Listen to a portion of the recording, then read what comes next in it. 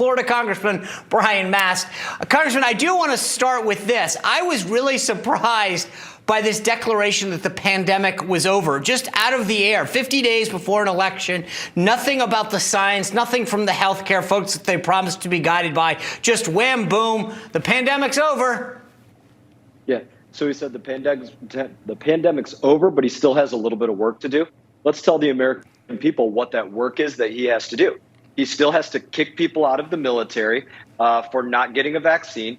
He's still asking for $20 billion more money of your money after trillions of dollars were already spent to combat the pandemic, of which I want to say about $4.5 billion of that he's trying to send over to other countries. That's the work that he still believes he has to do on the pandemic, is spend your money and kick people out of the service. Yeah, by the way, the other thing that's interesting is, remember, the reason that people aren't paying their student loans is because we were in the pandemic. So if we don't have a pandemic anymore, time to pay those student loans, right? Right. Maybe we won't have to pay for students that dropped their classes or got D's or other things like that. That'd be a great thing for most of us. Yeah.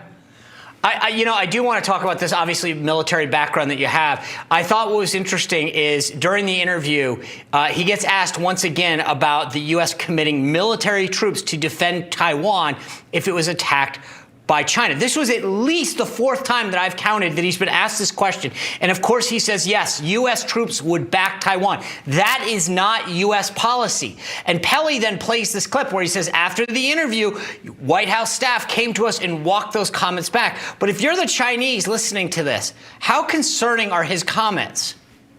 There is no peace through strength. That doesn't exist right now for the United States of America. For guys like you and I and women and brothers and sisters in arms that serve in this military, they're looking at this saying the United States of America has no red lines as it relates to Ukraine and what's going on in Europe.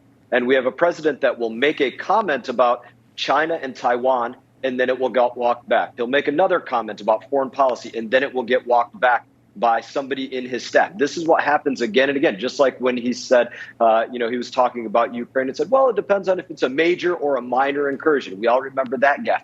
There is no peace through strength with him because he can't show strength. And if he tries to say something strong, it immediately gets walked back by his staff. And so it leaves countries like China and Russia and Putin and Xi and everybody else thinking that they can roll over the United States of America and the president. Yeah, I do want to talk about other lines because obviously the lines that make up our border are getting a lot of attention, mostly because of your governor. And there's a lot of people who are saying this was a stunt. Well, I don't really care. I would argue that without what Governor DeSantis did, sending these 50 migrants to Martha's Vineyard, none of us would be having this discussion. The attention on the border wouldn't be occurring. What's the mood down in Florida like? So number one, hell yeah, Governor DeSantis, way to go. Because you have all these places across the country saying, oh, we want to be sanctuary cities. We want to be sanctuary states, until it actually comes time to provide some sanctuary for those that are crossing the border, whether coming from Venezuela or Mexico or Guatemala or any other place. They just talk the game and they don't want to actually back it up. And this is what the governor was proving to them. Listen, you want to talk about it? You try being a border state for a little while and then see how that fits.